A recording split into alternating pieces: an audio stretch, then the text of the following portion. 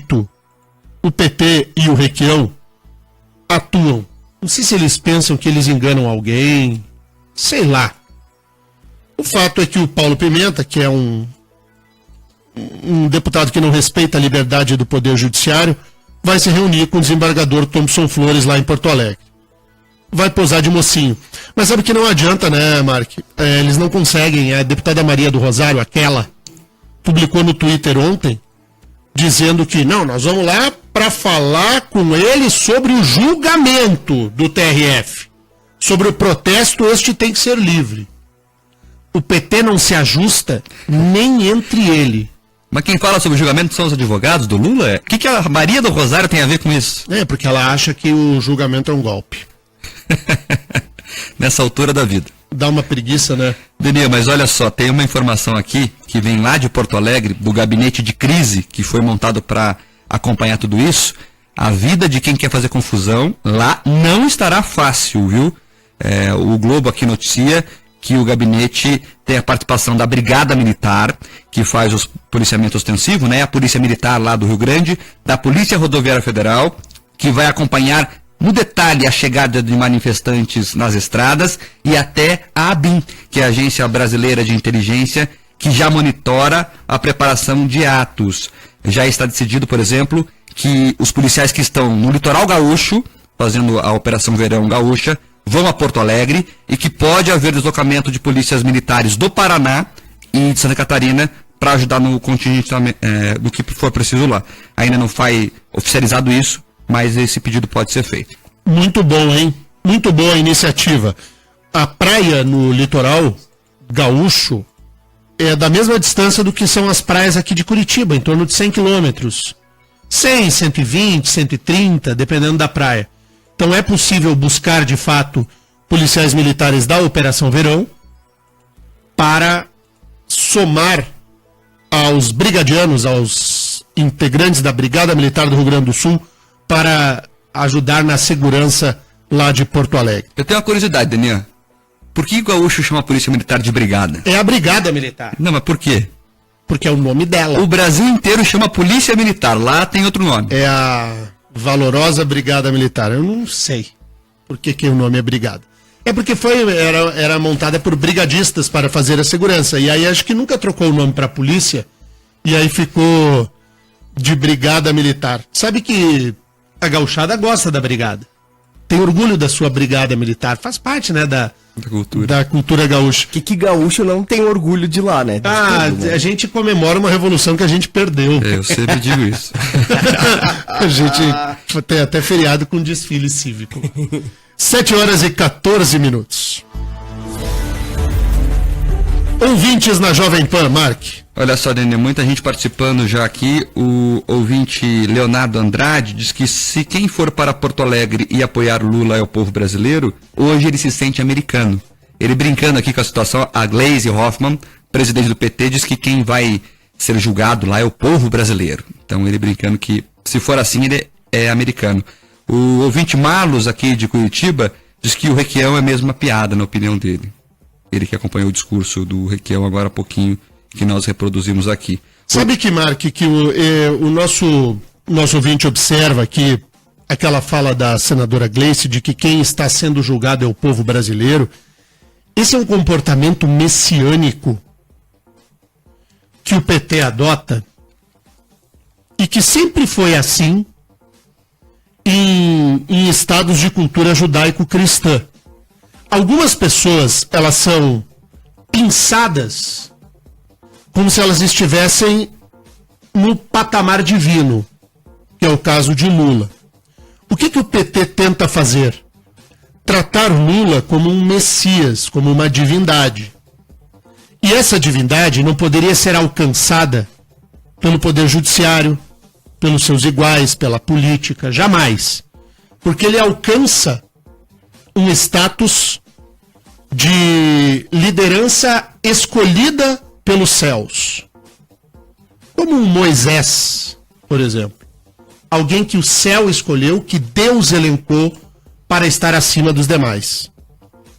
Essa postura messiânica, quando o Messias é submetido a algum julgamento, Você diz que não é ele que está sendo julgado, e sim o próprio povo. Isso é tão antigo na prática política brasileira e mundial. Essa forma de se escamotear o jeito de se tratar um político criminoso, você dá a ele uma espécie de salvo-conduto divino, só não é mais batido do que ridículo. A posição da senadora Gleice Hoffmann beira o ridículo. A senadora tem sido ridícula em suas manifestações. E quando você paga de ridículo, porque você tratar Lula, que é um homem comum, como se fosse a alma mais honesta do mundo, o mico fica no seu colo. Só que quem entende Lula como um Messias, vai e bate palmas, seja por ignorância ou seja por má fé. Só apoia um político corrupto quem concorda com isso, ou quem é tosco o suficiente para não perceber que nós estamos diante de um ex-presidente da República que montou e chefiou uma organização criminosa para tomar de assalto o Estado brasileiro. E junto com ele, políticos do PMDB, políticos do PP, do Partido Progressista, de outras legendas menores, e do PSDB, que se lambuzou no mesmo esquema de corrupção que não foi criado pelo PT, mas foi engendrado e requintado pela turma do Lula, pela turma do Dirceu e pela turma da Gleice. Daniel, Cristiano Machado fala aqui que a Maria do Rosário sempre fica ao lado dos marginais. Nesse caso, na opinião dele, não é diferente. O William, aqui de Curitiba, ele pergunta para você como você tem tanta certeza que o Lula será condenado se a gente olha e vê o Zé Dirceu solto, por exemplo. Não, mas o Dirceu foi condenado. O que o Dirceu não foi ainda é preso. A gente precisa ter essa... A pergunta do ouvinte é ótima.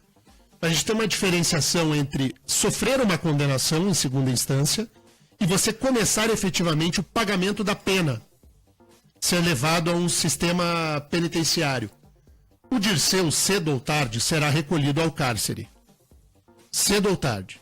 Mas ele foi condenado. O Dirceu está inelegível. Nesse caso do ex-presidente Lula, a minha certeza pela condenação está em quem leu o processo, teve acesso às peças tanto de acusação quanto de defesa, e leu a sentença do juiz federal Sérgio Moro. Essa fala repetida do PT de que não há provas, não há provas, não há provas, isso é só para enganar bobo. Aí eu vi, outro dia estava no Twitter do Cristiano Zanin, o advogado do Lula, Mark, leia aqui as peças jurídicas que comprovam a inexistência de provas. Sabe o que estava lá? As alegações finais da defesa e a resposta à acusação da defesa. Ele não juntou as peças da acusação do Ministério Público Federal. Aí é fácil, né, amigão? Temer, deixa eu te dar uma dica aqui para quem quiser acompanhar. A revista Época fez uma matéria nesse sentido. Ela analisou 3.000 evidências em 3 casos e chegou à conclusão que há provas robustas contra o Lula, que ele recebeu pelo menos 80 milhões em propina. Tá, a matéria é grande, você perde um tempo lendo, mas na verdade investe o tempo. Ali tá. Quem tá nesse discurso ainda que não há provas para condenar o Lula, leia a matéria da revista Época, que tá lá. Tá desenhado, Daniel, tá desenhado. Ele pegou o dinheiro aqui, foi para essa conta aqui, o apartamento tava no nome dessa pessoa, ia ser transferido para ele, tava no nome da mulher, enfim. Tá lá desenhado. Quem tem dúvida? Por que o juiz Sérgio Moro o condenou e por que o TRF4 vai confirmar a sentença? Tá lá, é só ler. Muito bem, vamos fazer o nosso primeiro intervalo. Na volta a gente vai contar a história de uma estudante de mestrado que foi flagrada pichando o muro da universidade. Já voltamos. Rick Mais Notícias. Rick Mais Notícias aqui na rede Jovem Pan. Uma estudante de mestrado da Universidade Estadual de Maringá foi flagrada pichando um muro da universidade. A estudante do mestrado na área de enfermagem também é estagiária do hospital universitário. Ela foi flagrada por um vigilante da instituição pichando o muro com uma outra colega. Na delegacia, elas confessaram o crime e foram liberadas. A UEM vai abrir uma sindicância contra a aluna e, além de responder pelo crime ambiental e infração administrativa, a jovem pode ter que pagar a pintura do muro. Eu acho que ela tinha que pintar o muro. Mais do que pagar a pintura do muro, tinha que entregar para ela uma lata de tinta e vai dizer: vamos, filha, arruma aí a caca que você fez. Agora veja, né? Se você quiser punir essa estudante verdadeiramente, o processo criminal, a pichação como crime, sei que tem muita gente que diz: pô, o pichador suja a cidade, tem que ser crime. Não tinha que ser crime. O delito, você tratar isso como um ilícito penal, tem um resultado nenhum.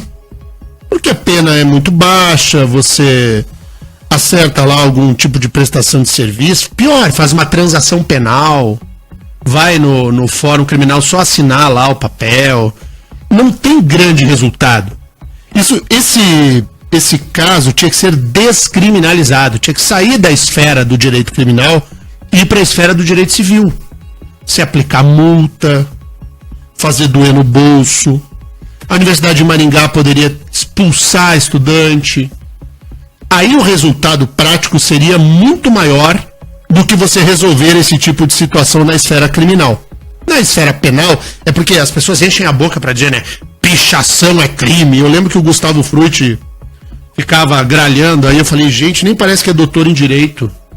Fica gralhando algo cujo resultado prático é nenhum. Basta ver as pichações na cidade. Você acha que o fato de estar prescrito na lei penal, lá na lei de crimes ambientais, isso vai resolver alguma coisa? Não vai. Mas é a mania brasileira de achar que nós temos que resolver tudo pelo direito penal. 7h26. Daniel, eu abri aqui a foto do que ela pichou. O que ela pichou? Então, que eu pensei, quando li a notícia aqui, que ela era uma ativista política, pichou lá alguma coisa, golpe, essas coisas que eles picham. Mas não, ela fez um desenho de dinossauro. É um desenho bobo. Ou seja, então não é nem ativismo político, é um desenho de um dinossauro ali, fumando. Pode ser isso, pode ser maconha, não sei o que tá fumando o dinossauro no desenho dela, mas só se for isso, o ativismo dela. Porque é um desenho preto de um dinossauro. Pra quem conhece a UEM, é no bloco 29 ali, onde fica o setor de línguas. Então ela pichou o muro que fica ali pra rua na instituição. Ela tava muito louca, né? Só pra pode. Pichar.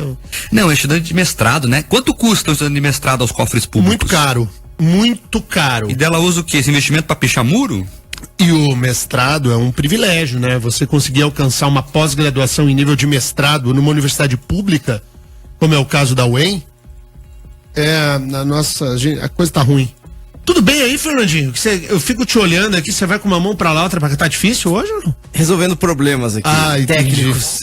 Entendi. Gabi, o que você acha de quem picha, Gabi? Eu acho uma falta de ter uma pia pra lavar, uma caixa de cimento pra bater, né, querido? Fazer o quê? A vida é assim. É isso aí. Nesse caso dela, podia ler um artigo, né, Gabi? Poderia, já que tá estudando né, mestrado? querido? Não, é faculdade, né? Fica metade do ano cortando a grama de um lado e podia ajudar, né? É isso aí. 7h28. Tem uma notícia vinculada a uma pesquisa do Instituto Paraná Pesquisas, do Murilo Hidalgo, que foi avaliar a percepção dos brasileiros em relação ao funcionalismo público. Daí essa pesquisa constatou que mais da metade da população acredita que o funcionalismo tem privilégios no Brasil. Ah, Vladimir, será que tem privilégios? Não, imagina. O que diz a pesquisa, Mar? Ela foi feita a partir de um questionário online. Para 70% dos entrevistados, os funcionários públicos têm privilégios sim no país. Mas apesar de achar que eles têm privilégios, mais de 60% dos entrevistados disseram que se tornariam um funcionário público. Todo mundo quer o privilégio para si, né? Eu aponto o privilégio do outro, critico, mas eu gostaria de ter para mim. É o bom e velho Brasil. Mais de 72% dos brasileiros apoiaria o governo se fosse apresentada uma proposta para tratar funcionários públicos com os mesmos direitos da iniciativa privada. Tá vendo? O funcionalismo público o bom servidor público não está enquadrado nisso que eu vou dizer agora. Eu quero que se faça uma ressalva muito clara ao servidor público de verdade, que trabalha, que se esforça, que tem na sua vida de prestação de serviço público a sua razão profissional. Mas tem muito servidor público vagabundo, falta o trabalho, enche de atestado, finge que faz as coisas e coloca no bolso vencimentos superiores à média da iniciativa privada. E o fazem porque estão assegurados alguns direitos, dentre os quais a estabilidade. Então não pode ser mandado embora, então pinta e borda. E ao pintar e bordar, esse tipo de visão da sociedade se estabelece. Todo mundo trabalhasse direitinho, eu vou dizer de novo aqui, eu quero fazer uma ressalva aos ótimos servidores públicos. Mas tem gente que se encosta, né? Daniel, e gostam também alguns deles de intimidar a população, né? A primeira coisa que eles fazem não é nem dar bom dia, é botar um cartaz lá no vidro da repartição dizendo é crime desacatar funcionário público. Então, o contribuinte que paga o salário do sujeito que está lá atrás do balcão já chega com medo de pedir o serviço. Ah, porque o que ele pode considerar desacato, enfim. Então, tem muito funcionário público, sim, que é complicado de lidar. Eu posso dar uma dica de cinema, Fernandinho? Pode, você já indicou o filme do Lula? Não, né? O filme do Lula eu indiquei pra você não ver. Então. Agora eu vou indicar um filme para que você veja. Ele é meio velhinho. Eu não sei de que, acho que 2012. Ah, não, é novo, né? Não, eu digo assim, não tá nos não lançamentos. tá. Não está nos lançamentos, tem que dar uma procurada. É um filme argentino chamado Um Conto Chinês. Alguém já viu esse filme? Eu ouvi falar, mas não assisti. Esse filme é absolutamente espetacular. É uma comédia. Mas não é essas comédias pastelão. É uma comédia riquíssima em ironias. E o personagem principal é interpretado pelo maior nome do cinema argentino, Ricardo Darín. E o Darín faz o papel de um comerciante mal-humorado. E tem uma passagem do filme em que esse comerciante mal-humorado vai a uma delegacia de polícia, ô Fernandinho. Olha aí, hein? E ele chega lá e começa a conversar com o policial. E o policial faz mais ou menos uma dessas que o Mark falou. De que tudo é desacato, não sei o que. A reação do Ricardo Darín, desse personagem lá do filme Um Conto Chinês, eu não sei quantas vezes eu já tive vontade de fazer, e o ouvinte que assistir a esse filme vai me dar razão e também vai rir junto. Porque, gente do céu. Outro que se enquadra nisso, não é servidor público, mas a cena é clássica, é aquele filme que o Michael Douglas fica Um Dia de Fúria. E que ele chega num McDonald's da vida, numa... Ah, esse é uma cena clássica. Aí ele pede um adoro café. esse filme. Ele pede um café e o café é servido até às 11. Daí ele olha pro relógio e é 11h01. Uhum. E o sujeito não serve o... E a cara dos atendentes são as melhores, né? Eu adoro esse filme. Mas não tem funcionário público que parece que... Não são todos, como o Daniel ressaltou. Mas todo mundo já passou por isso. Vá, por exemplo, no setor financeiro da Prefeitura de Curitiba. Vamos falar aqui às claras, Daniel? Não tem aqueles caras que parece que ele tem prazer de... Não posso fazer nada pelo senhor. Com aquela risadinha assim, de cano de boca, assim, com prazer de dizer que não pode ajudar. Não, faltou o carimbo na linha B do formulário X. E daí tudo fica parado até o senhor resolver isso. Ah, por favor. Atenção, bons funcionários públicos, não entendam o que a gente está falando para vocês, tá? A gente só está traduzindo por que a pesquisa do Instituto Paraná alcançou esse resultado. De que a prática do dia a dia de muitos maus servidores públicos, como tem maus professores públicos. Gente que vai para a sala de aula para doutrinar aluno em vez de dar aula. Como tem maus policiais. Maus policiais. Como tem maus jornalistas. Tem maus tudo. Tem para todo gosto. Mas fica a minha dica aí para você assistir Um Conto Chinês. Esse filme é sensacional. Tem na Netflix? Eu ia perguntar isso. Vou saber, velho. Deve ter. O Daniel não é ligado nessas coisas tecnológicas, não. Na Amazon? Não tem. Não, em algum lugar tem. No NetNow. Deve ter no YouTube. No NetNow tem. Tem no NetNow? No NetNow. Eu tenho isso aí também, não uso muito. Daniel, falando sobre filmes aqui, os nossos ouvintes estão participando. A Sheila Lopes, de Campo Largo, aqui na região de Curitiba, diz que ela assistiu ontem o filme Polícia Federal, Alheia para Todos, que trata a Operação Lava Jato, e ela tá brincando aqui que na classificação tá lá como ação, mas que na opinião dela deveria ser classificado como filme de terror.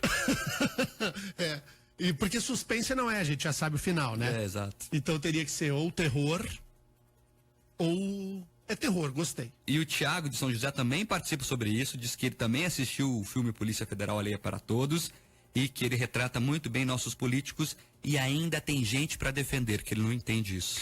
Eu entendo, esse tratamento messiânico que você dá ao réu. E aí algumas pessoas, por má fé ou por ignorância, porque só há essas duas hipóteses. Ou você é ignorante de não entender o que se trata, do que se trata. É possível, infelizmente, e esse é o principal problema do país. Nós somos um estado com déficit de educação formal básica.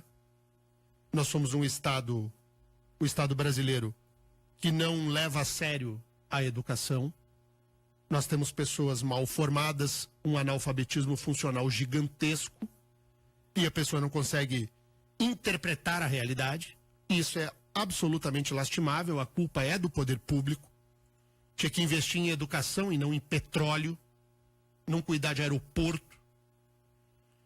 Então nós temos um déficit educacional muito sério. Então a pessoa pode ser por ignorância mesmo, ignorar os fatos, ou é por má fé. Você sabe que se trata de um pilantra, mas ainda assim, porque é dos seus, você protege. Só essas duas hipóteses. Ou é ignorância, ou é má fé. E é por isso que tem gente que acredita. O que mais, Marcos Souza? Olha só, ouvinte, final telefone 4069, dizendo que o problema não está em apontar erros, o problema é achar um erro e mandar arrumar sem ter que ver outros problemas. E, enfim, ela reclamando aqui da questão dos funcionários públicos. Também tem o ouvinte que foi lá na Netflix e viu. Tem um conto chinês na Netflix, o Hélio de Campo Largo. Então, você Olha que tem aí, Netflix, Fernandinho, dá pra assistir na Netflix o Um Conto Chinês. Partiu domingo, hein? É um filme Vamos argentino, é assistir, isso? É né? um filme argentino estrelado pelo Ricardo Darín. Eu posso dar outras dicas de filme? Faça uma coluna no Tomo. Não, é que agora que eu falei do Darín aqui, Mas seria uma boa, hein? Tá convidado. muito bom. O Ricardo Darín, que é o principal nome do cinema argentino, ele é o ator principal desse filme, Um Conto Chinês. Ele tá maravilhoso. E o cinema argentino é espetacular. Espetacular. Então um dos filmes argentinos ganhou o Oscar, muita gente viu, se chama O Segredo dos Seus Olhos. Eu não sei se alguém viu esse filme, também é estrelado pelo Ricardo Darín. Mas não é O Segredo dos Seus Olhos que eu quero indicar. Quero indicar um filme chamado O Filho da Noiva, que também é do Darín. Então assim, ó, vou indicar dois do Darín para você ver. O Conto Chinês e o outro é O Filho da Noiva. Filho da noiva. O Filho da Noiva é um draminha. Um draminha, não é dramalhão. É um draminha em que, sabe você que banaliza o eu te amo? Sabe a banalização do eu te amo? Quer entender o que é o amor? Assista O Filho da Noiva. É um baita filme também estrelado pelo Darín. É de um cineasta chamado Campanella. Esse filme é maravilhoso. Como O Conto Chinês também é. Mas se você quiser quebrar tudo, tudo, você tem que assistir os filmes do Iñárritu, cinema mexicano. Hoje estadunidense / mexicano. Ele fez uma trilogia absolutamente espetacular, formada por Amores Brutos, 21 Gramas e Babel. É uma trilogia. Amores Brutos, 21 Gramas e Babel. Aí você vai conhecer dois cineastas. O Iñárritu é muito mais conhecido. Mas dois cineastas que integram, assim, o fino do cinema e que a gente fica vendo só Star Wars e essas coisas e esquece. Então é o seguinte, ó. Amores Brutos, que o nome em espanhol é Amores Perros, seria Amores Caninos, né? Amores Brutos, 21 Gramas e Babel.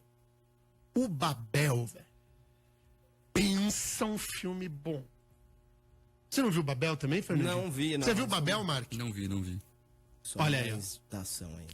Tio Denian tá indicando alguns filmes pra você assistir. Mas começa pelo conto chinês. Pra que você dê umas risadas no fim de semana. Daniel, o ouvinte Angélica aqui tá fazendo uma provocação a ti, Ai, que meu é Deus. interessante.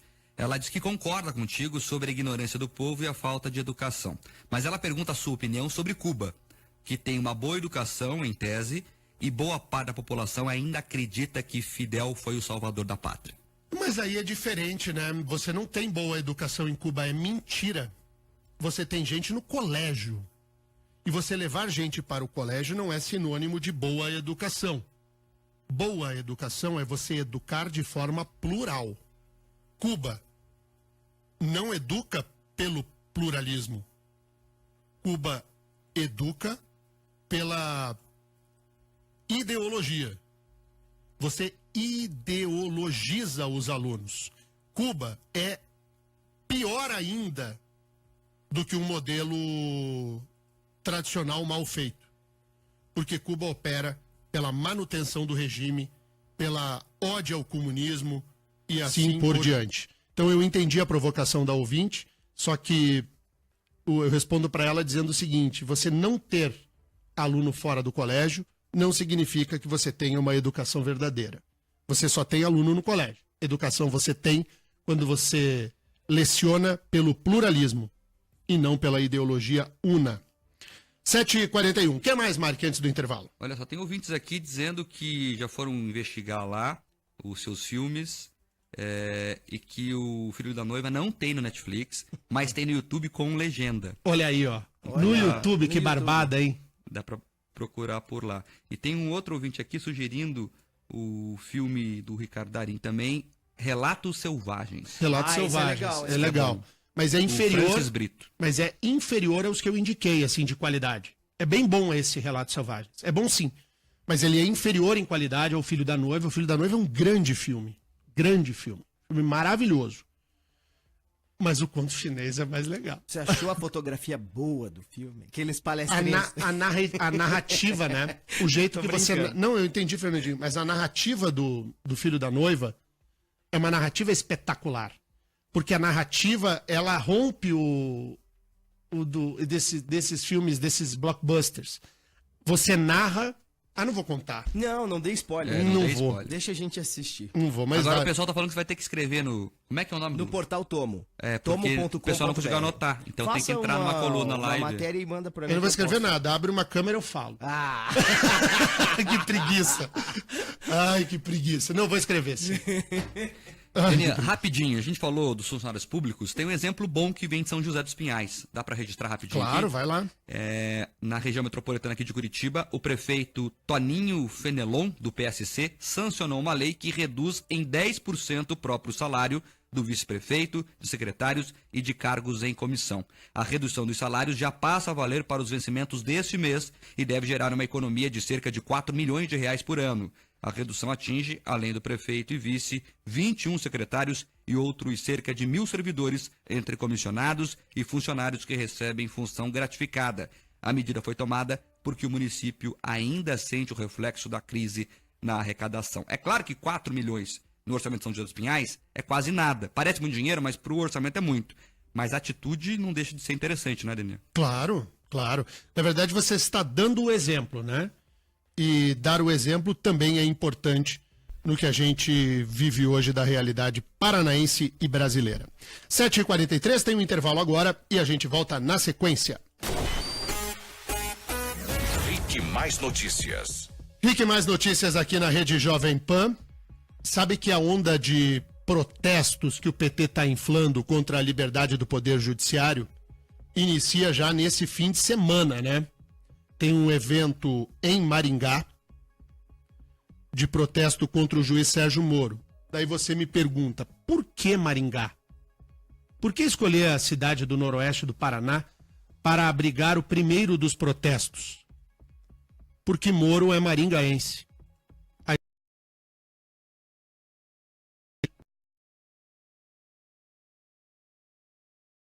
Aqui de Curitiba.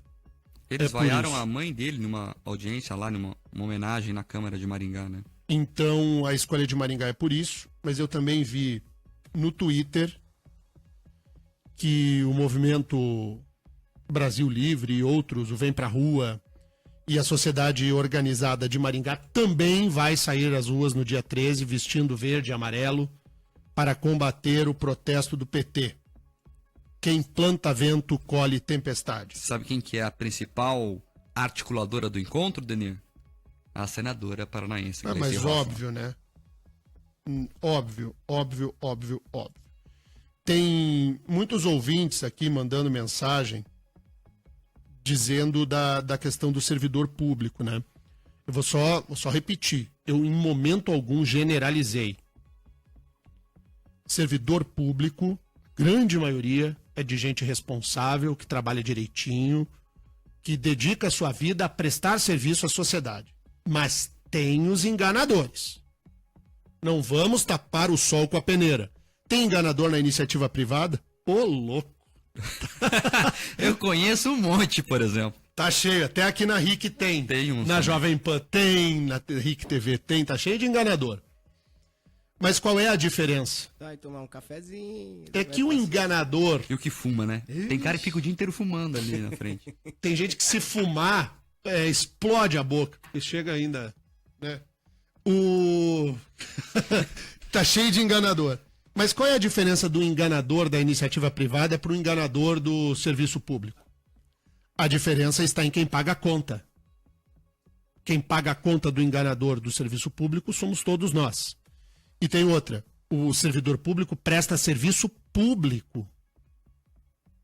E ele tem estabilidade. E é encostado na estabilidade que ele pinta e borda. O enganador da iniciativa privada, esse cedo ou tarde, a casa cai. Cedo ou tarde, quem engana, a casa cai. E quando a casa cai, aí foi que o barraco desabou. Nessa que meu barco se perdeu. Nele tá gravado só você. Como é que é o nome desse cantor mesmo? Jorge Aragão. Jorge Esse, olha aí, Aragão. boa. Bem bom. Denir, tem um ouvinte aqui, o final do telefone 2194, ele conta que é funcionário público, é policial e que ele aceita as críticas, mas ele lembra uma coisa, que ele também queria ter os mesmos direitos do funcionalismo privado, porque ele não recebe adicional noturno, não tem risco de vida, não tem vale alimentação, enfim, diz que ganha pouco mais de 4 mil reais, com os descontos dá quase 3 mil e trabalha para defender a vida dos outros. Mas ele é policial e não recebe o risco? Segundo ele, não. Ué? Porque isso faz parte aí da própria carreira, né? Mas enfim, ele tem razão. É óbvio que a lei trabalhista traz alguns benefícios ou privilégios, ou classifiquem como quiserem, aqueles que atuam na iniciativa privada. Claro que sim. Mas eu vejo, por exemplo, vou falar dos magistrados, para não falar do servidor público menor. Tem ouvinte perguntando se não vai falar dos privilégios do juiz Sérgio Moro. Não, do juiz Sérgio Moro e dos demais. Não só do juiz federal Sérgio Moro, de todos os magistrados. Magistrado tem direito a auxílio moradia, o que é imoral. Magistrado tem direito ao recesso forense, que se confunde com férias, mais as férias. Então eles têm férias, um descanso muito superior ao que tem o trabalhador comum. Eles recebem penduricalhos no Tribunal de Justiça do Paraná, por exemplo, na Justiça Estadual. É vale fruta, é vale livro, é vale terno, é vale a PQP. Tudo imoral. Eles têm garçons para atendê-los no gabinete. Tudo imoral. Imoral, privilégio. Desembargadores paranaenses têm garçons para atendê-los nos gabinetes. É o Palácio da Justiça lá, não é palácio à toa. Eles são privilegiados de verdade. Então, nós estamos diante de alguns privilégios, e aí eu escolhi para exemplificar não o policial e o professor. O topo da cadeia alimentar do servidor público, o magistrado. Há privilégios que são absolutamente lamentáveis. Os penduricalhos, por exemplo, que os juízes do Paraná, os desembargadores em particular, recebem, todo o respeito que eu tenho aos desembargadores, muitos meus amigos, colegas, professores do curso de Direito. Mas, por favor, né? É imoral você receber vale fruta, gente. Vale fruta. Eu também queria Fernandinho, já pensou? Ia melhorar a nossa dieta. Certeza. Certeza, a gente aqui na PAN, de manhã, Mark, chegasse um garçom para nos servir um café Maçã verde. descafeinado, Opa. com grãos moídos na hora. grãos moídos na hora, açúcar demerara, Uau. né? Açúcar demerara. Adoro. Daí uma frutinha picada. Sim. Imagina, para você não precisar, Claro. você vai picar a fruta. A fruta vem picada, mas não num pote plástico. Não, aquela porcelana. Uma branca. Uma porcelana, uma coisa. Né? É imoral. É imoral, é um vexame, é uma vergonha. É típico de um Estado patrimonialista, de quem convive com o castelo. Nós atendemos muito bem a ideia de que alguns seres são encastelados. E aí, no castelo, está o privilégio. Termino essa análise da questão do funcionalismo público não falando do atendente do balcão apenas, mas olhando lá para cima, para o topo da cadeia alimentar. 7h54, a prioridade é do ouvinte para a gente terminar aí, Mark. Denê, tem uma ouvinte aqui reclamando, lá de Maringá, final do telefone 9713, dizendo que quem convocou o ato lá não foi o MBL, foi o grupo Patriotas do Brasil. Que seja. A Major. Major, desculpa eu ter confundido, é que quando aparecem essas coisas na internet, e eu sou meio atrapalhado com isso, eu não fico procurando a marca de quem convocou. Mas não é o MBL, então beleza, não é o MBL. Muito bom dia a todos. Major, bom dia. Muito bom dia a todos. Seja quem for, eu super apoio de que as pessoas saiam às ruas em Maringá para fazer o seu protesto em defesa. Protesto a favor é uma coisa estranha, né? Mas um protesto em defesa do livre funcionamento do Poder Judiciário. E as pessoas pediram para eu falar do privilégio do Moro.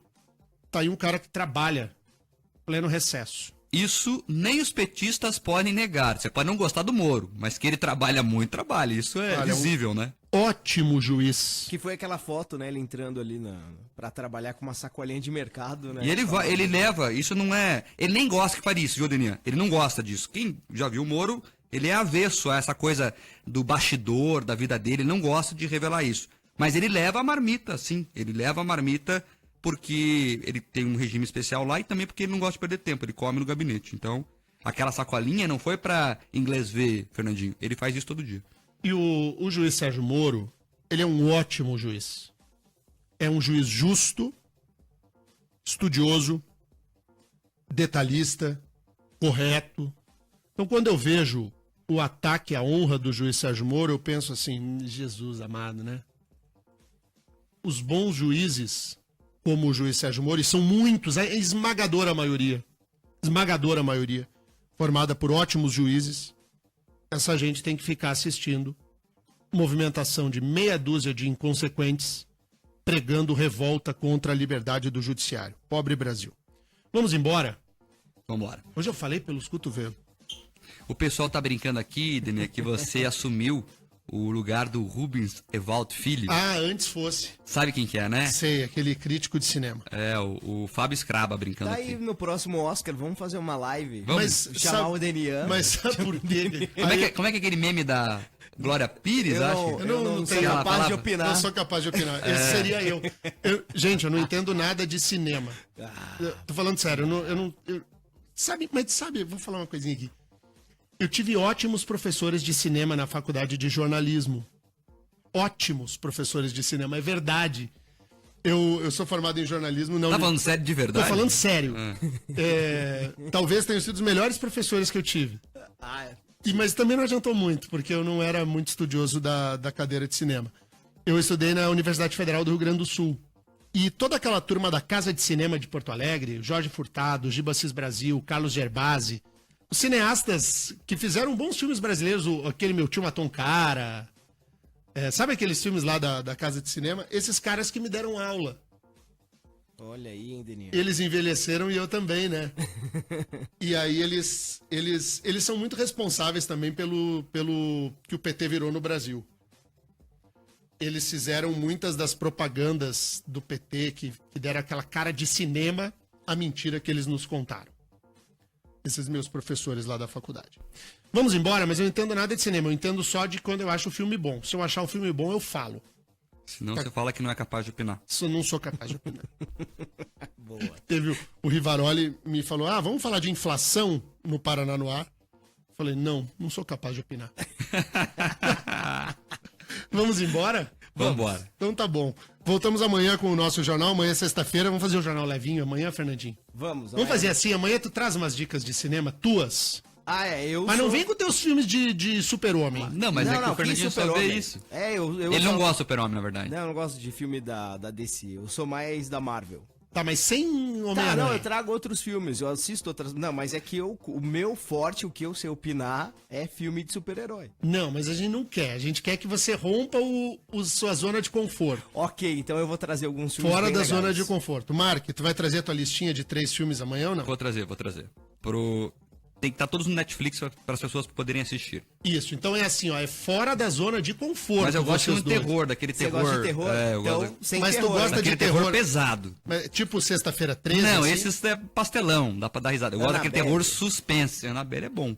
Mas eu não gosto, por exemplo, sexta-feira 13, é muito. Você já sabe o que vai It, você acontecer. assistiu o It? O It é muito É legal? bom. É bom. O It, bom. a Eu coisa... tenho medo, eu não assisto. It, a coisa... Esse filme é bom? É bom. Você não vai gostar dele, eu conheço você vai achar ruim, mas quem gosta de um terror. Ô, Mark, aqueles filmes que o cara tá vendo lá pela televisão e a televisão captura a pessoa.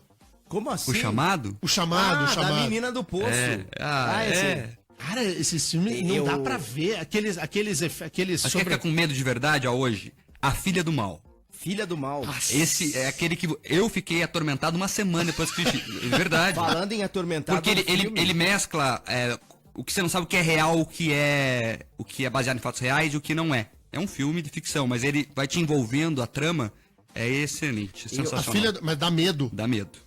Esse Tem que dá ver medo. de noite. Tem que ver... sozinho. Mas aquele que você, não vou olhar isso, esse eu não Aí você não vai vou na ver. geladeira falando salmo, né? Já vai... Mais ou menos isso. E se escutar um barulho daí, acabou. Dorme abraçado com os cachorros lá. Porque quando a gente vê filme de exorcismo, me dá medo. Não, assim. esse eu nunca assisti. Não tenho coragem. Eu sou medroso, eu confesso. Eu não Aquele filme de exorcismo, eu vi um filme de exorcismo. Por que eu não sei nome de filme? Eu vi um. Esse Não A Filha do Mal tem a ver com o exorcismo, então. será que é o mesmo? É com o Anthony Hopkins esse filme? Não. Eu vi um filme de exorcismo com o Anthony Hopkins faz tempo, anos. A cara dele dá medo, né? Eu já acho. E o Anthony Hopkins é um monstro, né? Ele em Westworld, aquela série da HBO, ele detona. Ele é muito bom.